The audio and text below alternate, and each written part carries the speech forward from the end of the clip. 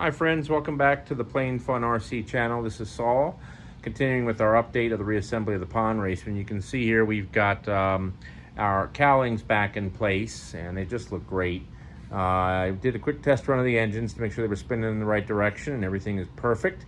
Also using those anti-spark plugs that I mentioned in the build, they work extremely well, zero spark.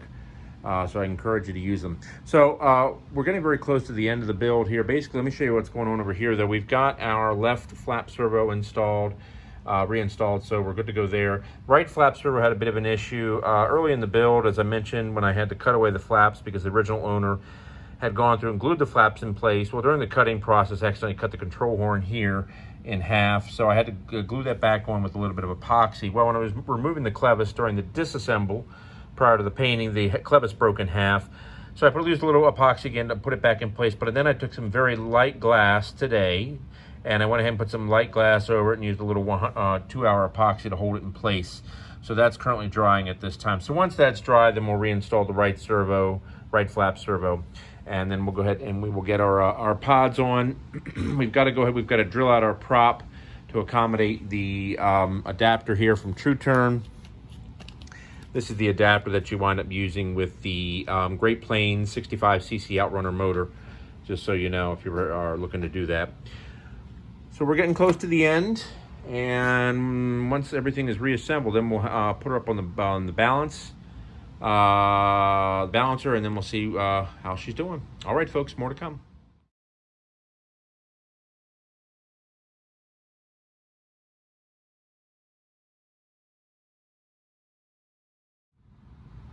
Hi friends, welcome back to the Plain Fun RC channel as we continue our update of the reassembly of the pond racer.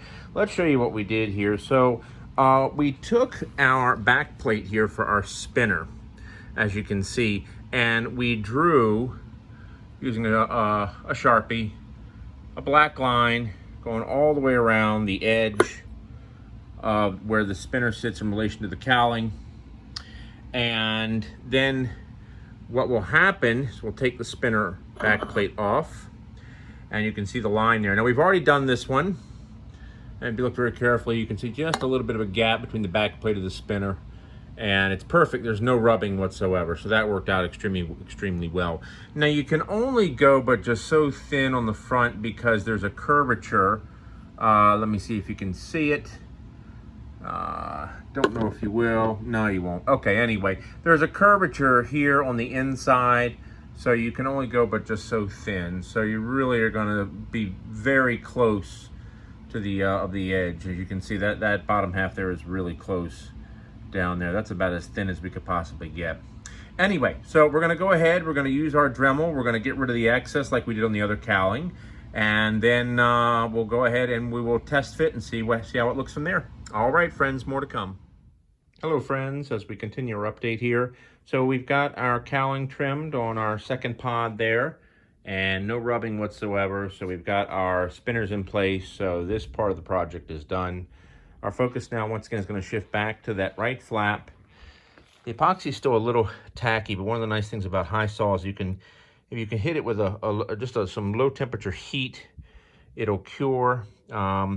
The 5-minute doesn't stay tacky, but the 30 and the 2-hour always does. And I find if I hit it with a heat gun, it keeps it from becoming tacky and it dries.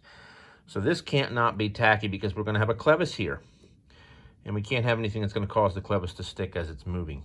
So I'll just need to hit it with just some mild heat, nothing too intense, because there is foam under here and we don't want to melt the foam. Just some heat to help get it to cure. All right, friends, more to come.